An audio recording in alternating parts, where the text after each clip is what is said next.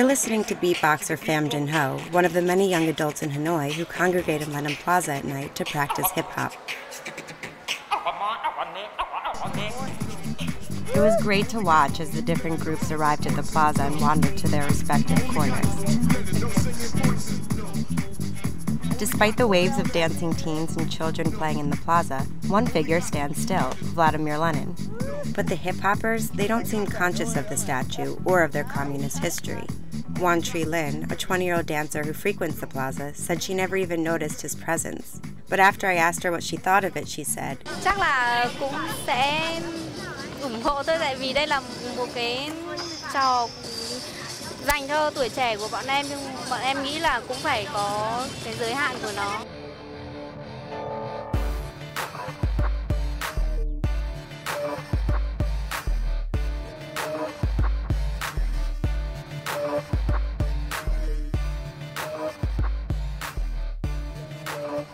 Although hip-hop remains an activity for a select group of teens, people in Hanoi are definitely aware of the subculture. And if you ask someone there about hip-hop, he or she is likely to refer to Big Toe Crew, the most famous breakdancing group in Vietnam. As I watched the group practice, I wasn't only struck by their complicated moves and strength, but also by the congenial atmosphere. The boys watched attentively as each b-boy or breakdancer performed his move. The hip-hop subculture in Hanoi is more of a trend or a fashion than a political movement, and having the right look is an important part of the identity.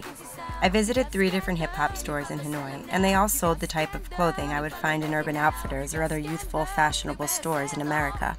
Paul Leck Davidson of Noisy Promotions moved to Hanoi from the UK, and after observing hip-hop there, he explains. It's more of like the kids that are from better families are into hip-hop rather than the kids that are low down. The kids that are low down sell lighters on the street and books, you know.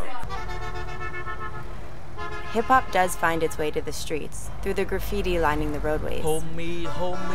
Rap artist Mr. T ties his do-rag tight under his fitted Yankee hat and watches his friends paint. He is really excited about rapping and about hip-hop spreading in Vietnam.